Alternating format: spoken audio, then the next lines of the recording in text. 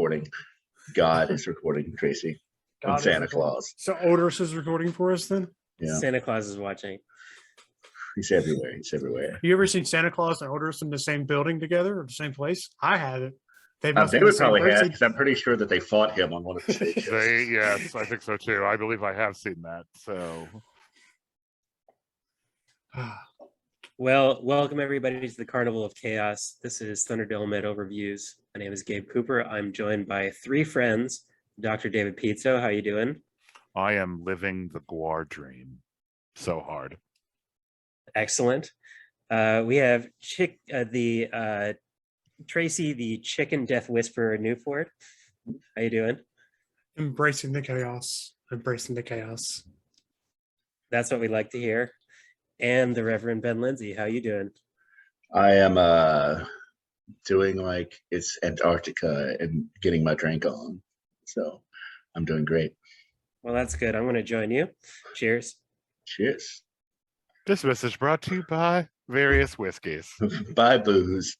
by booze and metal. And high quality H2O. So, what are we doing today, Gabe?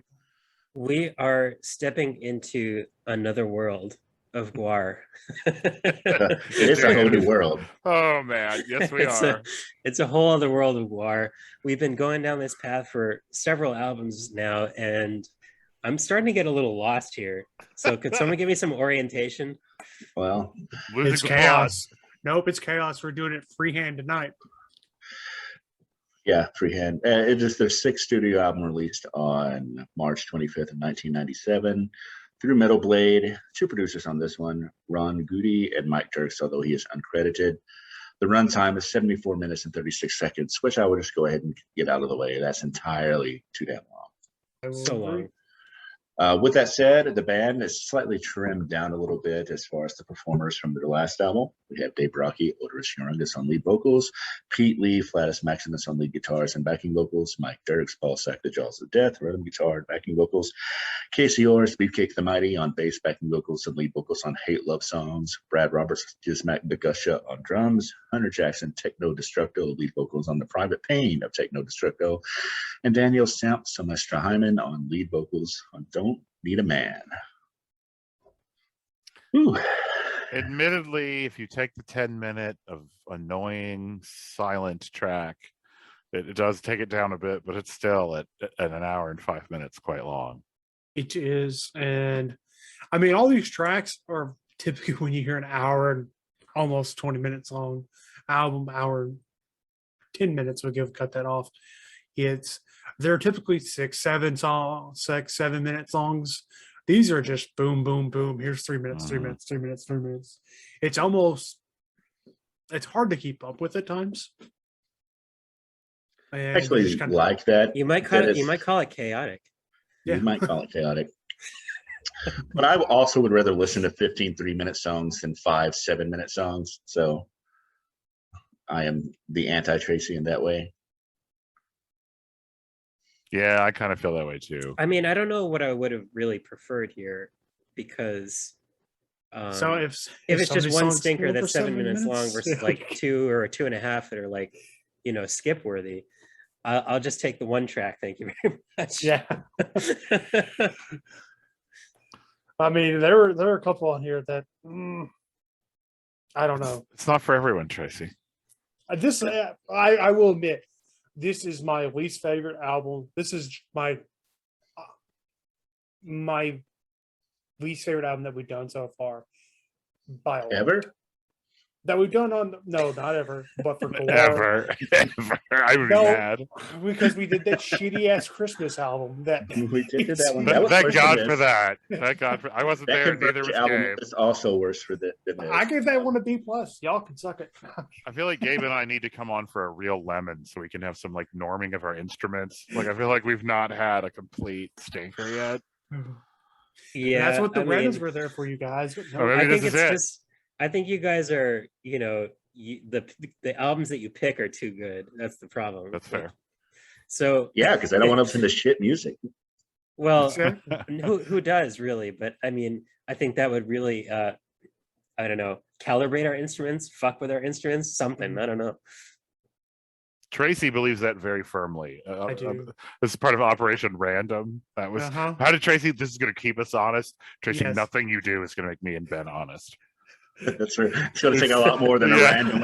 It's going to take a whole lot more than that, or some bad metal albums. I don't know, Gabe. If we go on a butt metal journey, which is also the name of my new EP, that'll give us ample opportunity to explore metal that is not as good as some of the things that we tend to pick, like Slayer.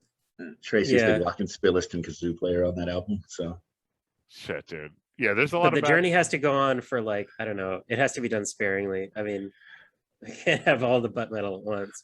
No, No. I agree with you. It's going to have to be interspersed, or like our souls will collapse. So we can have a new slot that is the terrible butt metal album. Is just known as that slot, right? terrible butt metal album of the month. It's just a 5-finger Death Punch randomizer that Tracy designs that just puts That's one of their albums in there. Memorial. Oh my god, this is actually coming together. So anyway, ladies and gentlemen, you can look forward to us reviewing some albums that are worse in the near future. This album's very random. I'm going to repeat it because it bears repeating. They named it appropriately, that's for sure. They did. They know who they are. Yeah. I don't want to be disparaging about this because it's kind of serious, but like, I read that Dave Brockie attributed it to him smoking crack a lot at this time. I mean, Indeed. I can imagine that disordering your thoughts in somewhat, but at the same time, you could also just choose to put the less belonging to other songs on different records, or something like that. I might be speaking out of turn as far as what narcotic it is, but the Butthole Surfers probably also smoked a lot of crack, and their albums are a lot more coherent than this, although also very whacked out. This one is odd in that, and again, this is my first time listening to it, so I will defer to David on this because he's much more in the Gwar verse than I am by this time anyway. That I don't see the thread because I'm not familiar with any of the other media. I mean, I see some of it because, you can see allusions in various songs, although there are a lot of songs on this, so it does kind of make it difficult. But so I don't see the connective tissue to this, and that makes it very difficult for it to cohere, which in a way does make it cohere because it's called Carnival of Chaos. So yeah, sure, the chaos is the point. But the meta thread, I don't see the meta plot. Yeah, I think it's less clear here. I can't even remember now. It's been a while. I feel like the movie around this time was a concert thing, maybe. So it was sort of the stage show. The stage show cohered because I saw them in this era too, and there was a lot more with Techno Destructo causing a slave revolt. Which, looking back, anyway. Different podcasts. There's a lot going on there, but the stage show, as always with them, cohered pretty well, because that was more than just Dave Brockie being on crack. That was a cast of thousands. That was a large production that took to get that together. And the Techno Destructo plot goes back to at least Toilet, because in the movie he is there doing shit and mouthing off. Like it is already clear there are problems 2 albums back. So that's also a long-term plot thing that you would have no way of knowing were it not for that shit I'm saying right now. So I don't know if it works here. I guess I've said that about every one of these albums. Sure. But this one is particularly all over the place and random. But and again, according to Wikipedia, so let's take this for a grain of salt. This is also one of the albums that they don't play a whole lot of songs live from. So that makes me, they have an album that they basically come out and said that they don't like, which I applaud their honesty on that. And we'll get to that one eventually, but so I don't want to spoil it. But this one, they've never said that. They just don't choose a whole lot of the songs to play, and I find that very curious. I mean, it also could just be because they actually do have a fairly extensive discography. They do. Even by this point, I mean, this is their 6th studio album. 6th. So There's many more to come. That's a lot of albums to pull songs from.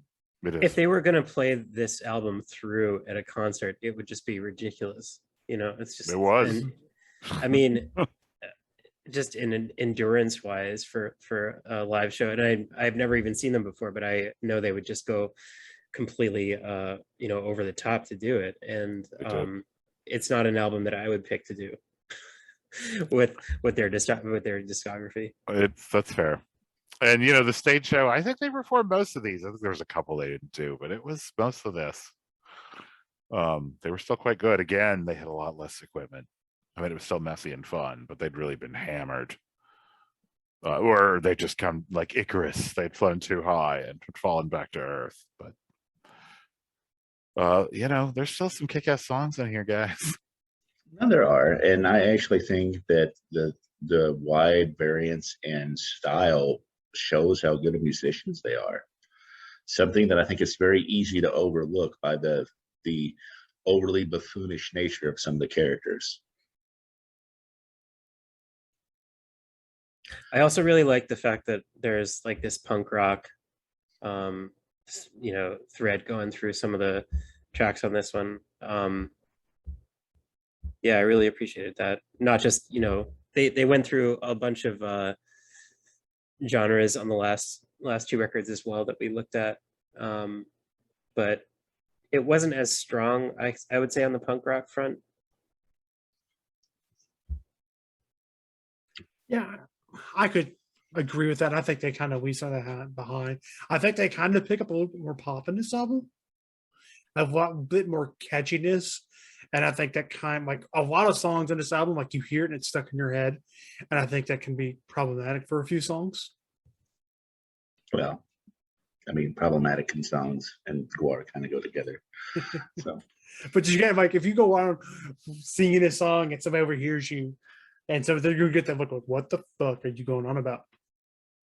Crazy white person. for sure. So, shall we talk about some of these songs? Sure. They're numerous. There's a whole lot of them, y'all. There is a whole lot of them. I mean, what does anyone even say about Letter from the Scallop Boat? Or Not a whole lot. Or Sammy. I actually like Sammy. I like it Sammy's too. all right. I do So too. I like Penguin Attack. I like Sammy. Yeah. Endless Apocalypse is pretty good. Hate Love Songs. I actually really enjoyed that one. Preschool Prostitute is both terrible and very catchy. I think we've said that about one song on every album. Yeah. Back to Iraq, I really like. The Private Pain of Techno Destructo also slaps. Sex Cow is also very catchy.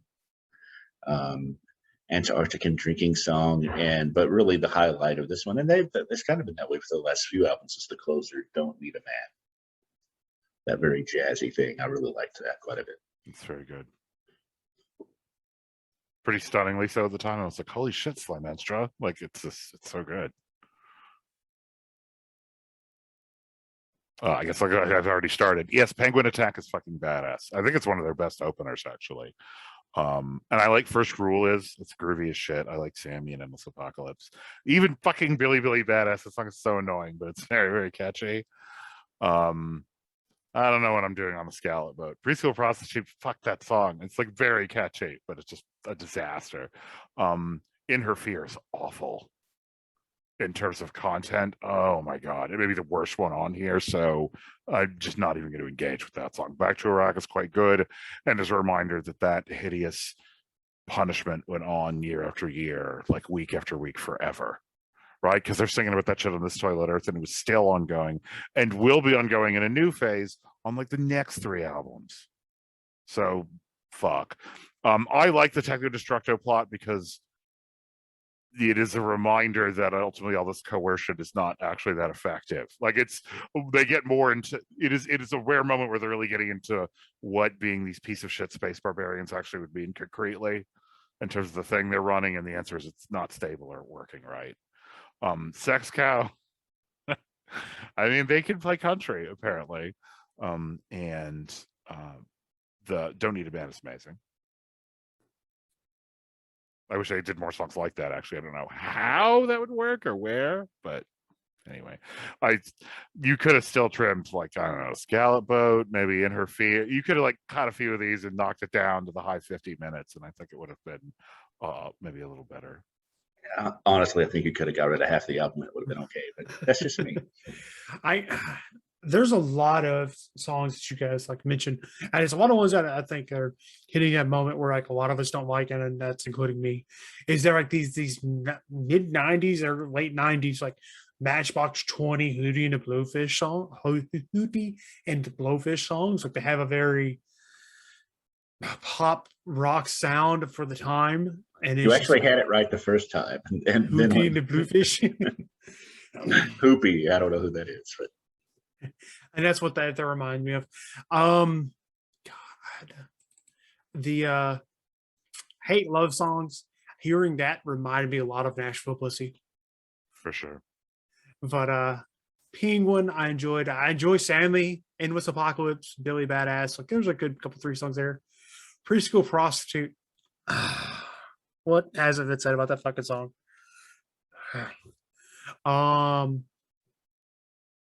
Sex Cow is just hilarious. I don't think I heard you guys mention that yet. It's pretty. I mentioned that they proved they could play country. I also want to say I'm not. I swear to God, I am not defending Preschool Prostitute, but weird things happen in that song, like the flip at the end about vengeance. I'm like, wait, what? I feel like I don't know. I'm not going to listen to it a bunch more times because it's a hot mess. But there are layers I don't quite understand. I feel like I need a dialogue with Gwar about that song, but that will not be happening. So, Sex Cow is ridiculous, Tracy. I don't even know what to say. I mean, it's it's mockery in part of I came from a city not unlike Richmond. It was like a slightly smaller version of it in that, it was sort of had a huge black population. Durham, it was a slight majority, but then it was like also a Confederate cracker apocalypse. And Richmond, shit, dude. I guess Gabe spent much of time there. It is, so I understand that they are in ways that are sometimes harder to perceive if you're living in, I don't know, Portland. There's some very specific shit they are living in and dealing with in that city that makes songs like Sex Cow happen. Right. That is my soliloquy of Pizzo Head Face on Richmond as a cauldron of horror. Indeed, yeah. True. So I'm gonna jump on the bandwagon and say this is a great opener. Let's Play Enlightenment I also liked. Sammy, so random and so epic. I'm here for it. I really dug hate love songs. It's almost like Gwar does The Descendants, which is pretty fun. Letter from Sailboat is pretty silly, but it gets fun. Preschool Prostitute is not going to touch that with a 10-foot pole. I did like If I Could Be That, sort of the same energy as hate love songs, I think. And I think that Interfere is Dave Brocky's Glenn Danzig moment. It's just like so incredible. Can't say I enjoy Back to Iraq, and it's kind of unfortunate they had to write this. Like, I would just as soon get rid of it. I also really dug The Pain of Techno Destructo, and I can see why they still play that song, or why it's still famous among Gwar fans. Sex Cow, also silly but admittedly fun. Like the drinking song. The last track really works for me too, and of course, Secret Tracks are 90s, y'all. So there's that. Except the payoff is so at the end. It's just like, what? It's not. It's not actually a song. No, it's not. But it's something. It's something. It is.